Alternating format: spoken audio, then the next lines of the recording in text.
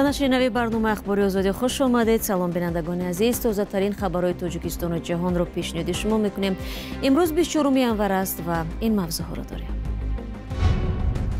русия мегӯяд дар вилояти Белград бар асари суқути ҳавопаймои низомии ин кишвар 74 нафар ва аз ҷумла 65 асири украинӣ ки мебоист табодул шаванд ба ҳалокат расиданд. ҳабси як зодаи Тоҷикистон дар Ёқутистони Русия. ӯро ба куштани як марди 26 сола муттаҳам медонанд. дар пайи куштор даҳҳо сокини маҳаллӣ ба эътироз баромаданд. ва моҳи нав бо тарофаи нав. зоҳиран хабари боло бурдани нархи хадамоти мобилӣ муштариёни тоҷикро ғофилгир накардааст. ҳамин нархҳо баланд мешавад, любой чида уже омӯхта шудаги. мақомоти Русия мегӯянд рӯзи чоршанбе дар натиҷаи суқути ҳавопаймои низомии Ил-76 дар ноҳияи Карачанскии вилояти Белгради Русия 74 нафар, аз ин миён 65 асири украинӣ, 3 нозир ва 6 узви экипажи ҳавопаймо ба ҳалокат расиданд. тафсилоти ин ҳодиса дар гузориши ҳамкорам Мумин Аҳмадӣ. як ҳавопаймои низомии Русия ки дар дохилаш 65 сарбози асирафтодаи Украина низ буданд, дар қаламрави вилояти Белгради Русия ба замин бархӯрд. ҳодиса рӯзи 24 январ рӯй дод. вазорати мудофиаи Русия гуфт ба ҷуз аз асирони украинӣ дар ҳавопаймо 9 нафари дигар буданд. волии Белград Вячеслав Гладков хабар дод ки ҳамаи мусофирони ҳавопаймо 74 нафар ҷон бохтанд. дар навори шабакаҳои иҷтимоӣ дида мешавад ки як ҳавопаймои Ил-76 ба замин бархӯрда дуду алангаи оташ ба ҳаво баланд шудааст. садои таркиш ҳам шунида мешавад. сухангӯи Кремл Дмитрий Песков ба хабарнигорон гуфт ки ҳоло ба шарҳи ин ҳодиса ҳозир нест, зеро маълумоти кофӣ ҷамъ накардааст. расонаи украинии Украинская правда бо такя ба манбаъҳояш дар нерӯҳои мусаллаҳи Украина иброз доштааст ки масъули суқути ҳавопаймо низомиёни украинӣ мебошанд. ба қавли ин манбаъҳо дар ҳавопаймо мушакҳои С-300 интиқол дода мешуд. баъди муддате ин хабар пок карда шуд. чанде пеш аз ҳодиса нерӯҳои Русия иттилоъ дода буданд ки дар ҳарими ҳавоии Белград як ҳавопаймои бидуни сарнишинро сарнагун карданд. шабакаи телеграми Маш иддао дорад ки ҳавопаймои русӣ аз ҷониби нерӯҳои мусаллаҳи Украина тавассути низоми мушакии Патриот сарнагун шудааст. طبق اطلاع شبکه مذکور این هواپیما الکی برای رسانیدن محبوسان استفاده میشد. از این رو به فرودگاه بسته بلگراد کاملا آزاد پرواز میکرد. در این باره شبکه استراژنا نوستی نیز با استفاده از نوارهای شبکه اول از رفت تبادل اسیران در ماه ینور تاکید کرده است. مقامات اوکراین این حادثه را شرح ندادند. وکیل دومای دولتی اندری کارتاپالوف گفت که یک هواپیمای دیگر ایل-76 که در آن تقریبا 80 اسیر اوکراینی بودند توانستند از راه برگردند. با گفته او مقامات اوکراین درباره تبادل قریب الوقوع و شیوه انتقال محبوسان آگاه بودند. کارتاپالوف تخمین کرد که هواپیما با 3 موشک از نظام موشکی ضد هوایی پاتریوت یا ایریس تی ای استحصال آلمان زده شده است. بعدتر وکیل در صحبت با تلگرام کانال شاد گفت که فعلا درباره مبادله حرفی بودن نمیتواند. رئیس دومای دولتی ویاچسلاو ولودین به دومای دولتی دستور داد که در رابطه با سقوط هواپیمای ایل-76 در کنگره ایالات متحده آمریکا و بوندستاگ آلمان سخنرانی کند. رو می‌آوریم با موضوعهای دیگر. دادگاه در یوقوتیستان محمد اودینایفی 18 ساله که با کشتن یک ساکن محلی و برانگیختن اعتراضهای عمومی گمانبر دانسته می‌شود به مدت 2 ماه به حبس گرفت. 10 نفر از ساکنان یوقوتیستان روز 24 ینور ضد مهاجران تاجیک نمایش اعتراضی برپا کردند. آنها طلبکار حبس نه تنها گمانبر کشتار یک ساکن محلی بلکه دیگر مهاجران تاجیک شدند که گویا در این قتل دست داشتند. به علت این تظاهرات امروز شمار زیادی مهاجران به کار نبرآمدند. این در حالی است که زن و زنی 21 ینور بعد از یک روز مناقشه لفظی بین 2 نفر با تشبوس یک ساکن محلی با جمع‌آوری شریکانش سر شده به هلاکت یک ساکن 26 ساله یوقوتیستان پایان یافته است. ولی تظاهرکنندگان ضد همه مهاجران شعار دادند. رئیس جمعیت تاجیکان در یوقوتیستان هادی آیف گفت که گناهکار جزای قانونی خواهد گرفت و ملت را نباید از روی اعمال یک نفر بهاگذاری کرد. нафари боздошт шуда муҳаммад одинаев гуфтааст хостори занозанӣ набуд ва барои дифоъ аз худ амал кардааст. раҳбари Ёқутистон аз тазоҳуркунандагон даъват кард ба иғво додан нашаванд ва ширкат дар эътирозҳо худдорӣ намоянд. Полис 15 нафар аз тазоҳургаронро боздошт кардааст. бармегардем ба Тоҷикистон. чанд рӯз инҷониб ширкатҳои алоқаи мобилии Тоҷикистон ба муштариёни худ бо паёмак хабар медиҳанд ки аз аввали моҳи оянда яъне 1 феврал нархи хадамоти онҳо боло бурда мешавад. дар ҳоле ки дар сомонаҳои интернетӣ ин ширкатҳо хабари афзоиши нархи хидматрасонӣ нашр шудааст, мақомоти хадамоти алоқаи Тоҷикистон дар ин бора изҳори беиттилоӣ мекунад.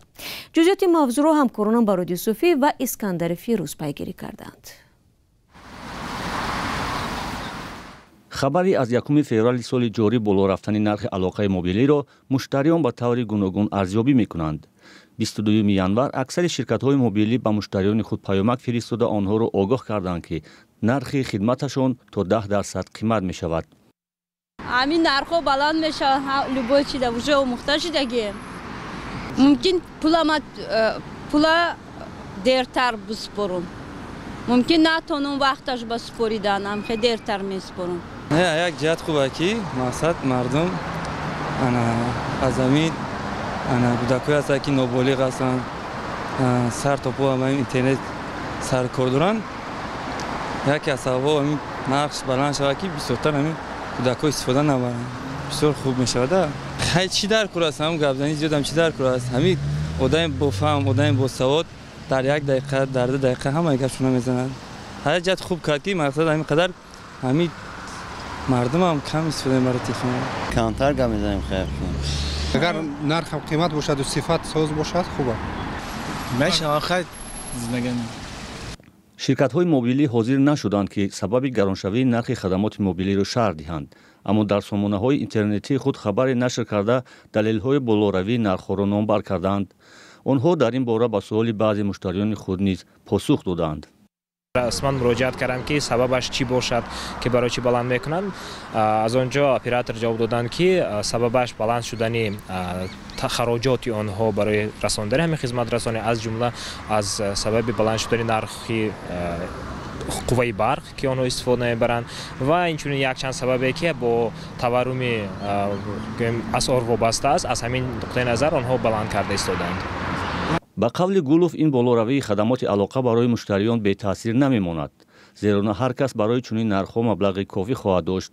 масъулони хадамоти алоқаи Тоҷикистон гуфтанд огаҳ нестанд ки ширкатҳои мобилӣ нархҳоро боло мебаранд. шумо бори аввал шундистед масъалаи SMS паёмаку. дар бораи нарх нав ягон гап нест, ягон тағйирот ҳам нест. ман худам ина шахсан ҳамчун муштарӣ ягон паёмак намегирифтам дар ин бора. дар хадамоти зидди инҳисорӣ низ ҳозир нашуданд ки шарҳ диҳанд ки оё нархҳои нав бо ин ниҳод ҳамоҳанг шудаанд ё не. ба гуфтаи хадамоти алоқаи Тоҷикистон шумораи умумии муштариёни ширкатҳои мобилӣ аз 8 миллион нафар бештар буда ки аз ин қариб 6.5 миллиони онҳо фаъоланд. аз сӯи дигар Тоҷикистон ба гурӯҳи кишварҳои бо заифтарин суръат ва хадамоти интернетӣ дохил мешавад ва яке аз сабабҳояшро мунтақидон ба дасти хадамоти алоқа додани ин соҳаи замони сердаромад ва пешрафтаву пуррақобат дар Тоҷикистон мегӯянд. ин хадамотро Бек Зуҳуров, қудои президенти Тоҷикистон раҳбарӣ мекунад. барномаро идома медиҳам. дар пасманзари ҷанги Исроил дар Ғаза афзоиши ҳамлаҳо дар минтақа ва изҳороти зидду нақизи кишвару гурӯҳҳо дар чанд рӯзи ахир вазъи бе ин ҳам ноором дар ховари миёна муташаннид шудааст. тафсилот дар гузориши ҳамкорони мо. пас аз ҳамла ба Димишқ, пойтахти Сурия ва кушта шудани 5 фармондеҳи сипоҳи посдорони инқилоби Эрон, танишҳо дар ховари миёна авҷ гирифт. раиси ҷумҳури Эрон Иброҳим Раисӣ ангушти иттиҳомро сӯи Исроил дароз карда ваъда дод ки интиқом мегирад. давлати яҳудиён масъулиятро бар дӯш нагирифт ва ҳамоно ҳамлаҳо ба иншооти Ҳамос дар навори Ғазаро идома медиҳад. ҷанг дар Ғаза баъд аз он шурӯъ шуд ки моҳи октябр гурӯҳи Ҳамос ба Исроил ҳамла карда тақрибан 1200 нафарро кушт. аз замони оғози ин ҷанг пойгоҳҳои низомии Иёлоти Муттаҳида дар ховари миёна даҳҳо бор мавриди ҳамла қарор гирифтанд. рӯзи шанбе ҳадаф пойгоҳи ҳавоии Ал-Асад дар Ироқ буд. این یک حمله بسیار جدی با استفاده از موشک‌های بالدور بود که برای نیروهای آمریکا خطری بزرگ دارد. سال گذشته هم وقتی چنین حمله در عراق و سوریه به عمل آمده بود، ایالات متحده نشان داد که در صورت پیش آمدن ضرورت پاسخ خواهیم داد و تلاش خواهیم کرد که از این حمله ها پیشگیری شود و گروه‌هایی که حمله به ما را ادامه می‌دهند جواب گویند. مقامات غزه گفتند در نتیجه حمله های اسرائیل تقریباً 25,000 فلسطینی کشته شده است. با توجه به این آمریکا فشارها علیه اسرائیل را برای حفظ جان غیر نظامیان و انتقال کمک های بشردوستانه کاهش نمی‌دهد. اخیراً آنها اعلام کردند که برای انتقال ارد به غزه طریق بندر اسرائیل اجازه می‌دهند. این قدم خرد ولی پی در پی است، اما کافی نیست. برای کمک به پناهجویان فلسطینی که از گرسنگی اذیت میکشند، اختیاریان در رفح نان تقسیم میکنند. ولی طوری آنتونیو گوتریش دبیر کل سازمان ملل متحد در نشستی اخیر در اوگاندا گفت وضع نااستوار و نگران کننده است. آدمان نه تنها از بمب و تیر بلکه از کمبود غذا، نبودن آب تازه، بیمارستان‌های بی‌برق و داروواری و در سفرهای پر از مشکل با هدف فرار از جنگ می‌افتند. به این باید خاتمه داد. با وجود فشارهای داخلی و طلب پیوندان اسیران اسرائیلی برای بستن سازش با حماس، سروزیر اسرائیل بنیامین نتانیاهو روز شنبه در شبکه‌های اجتماعی دیگر باره وعده نابود کردن حماس را تکرار و تاکید کرد که با انجام جنگ امنیت در غزه را زیر نظارت خود می‌گیرد. دولت اسرائیل باید از نگاه امنیتی تمام حدود کرانه باختری را نظارت کند. این خیلی مهم است. حتی اگر به ایده استقلالیت فلسطین هم مخالفت کند. چی کار باید کرد؟ این اظهارات تصمیم تأسیس دو دولت فلسطینی ها را که ایالات متحده و کشورهای دیگر چون یک راه ختم جنگ از آن پشتیبانی میکنند زیر سوال برد. همکارم زرانگیزی نوروشاه گزارش میداد. حکومت تاجیکستان سال 2024 را سال معرفتی حقوقی اعلام کرده است. این در حالی است که مقامات تاجیکستان را سالها باز به سرکوب دیگراندیشان، رشد اتوریتاریسم و نقص گسترده حقوق آدمان از جمله حق بنیادی آنها به مثل آزادی وجدان و بیان تنقید میکنند. همکارانمان سرویناز روح‌الله و برادیو صوفی در دوشنبه از چند رهگذر و کارشناسان ضرورت روی دست گرفتن این اقدام را پرسیدند. اگر حقوقتان پایمال شد شما میدونید کجا مراجعت کنید؟ کدام نهاد از شما حمایت کند؟ کجا؟ خود دولت وزارت کارهای داخلی. این یک پرسش سریراهی بود که ساکنان مفهوم معرفت حقوقی را چگونه میفهمند و در صورت پایمال شدن حقوقهایشان به کدام نهاد مراجعت کنند. احد صادقوف، یک مسئول اداره وکالتدار حقوق انسان در تاجیکستان میگوید دانش ناکافی حقوقی اهالی سبب گشت تا 2024 سال معرفتی حقوقی اعلان شود. یکی از کمبودی‌های اساسی شهروندان ما نه تنها در داخل جمهوری،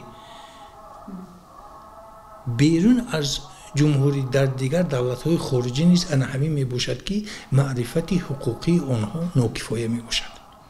نماینده اداره وکالتدار حقوق انسان بر این است که سال معرفت حقوقی به سطح دانش یوریدیکی اهالی مساعدت خواهد کرد. اما حقوقشناسان میگن اعلان چنین سال در صورت میتواند نتیجه دار باشد که خود شهروندان نیز به شناخت حقوقهای خود تلاش کنند، زیرا گسترش دانش‌های حقوقی تنها با معرکه‌های معین به دست نمی‌آید. با برآمدها، کنفرانس‌ها و دیگر غیر چورابینی‌ها البته اینا همشون خوب است، ولی به مقصد نهایی رسیدن بسیار مشکل است. نامگذاری سالها برای رشد این یا آن ساحه در تاجیکستان تا حالا نتیجه‌های نظر از داده است. ولی با گفته یکی از همصحبتان سریراهی ما، معرفت حقوقی میتواند بیشتر با نمونه‌های برجسته رعایت حقوق انسان و دادگاه‌های عادل و مستقل گسترش پیدا کند، چیزهایی که الحال در تاجیکستان با مشکل روبرو هستند. دوستان مهربان، برنامه را به پایان میبریم. از شما منت داریم که تا این لحظه ما را همراهی کردید. خبر از این بیشتر و پیوسته میتوانید از وبسایت رادیو آزادی و صفحه های ما در فیسبوک و اینستاگرام، تیک تاک و تلگرام و یوتیوب پیدا کنید. خود را احتیاط کنید و خدا نگهدار هر یک شما باشید.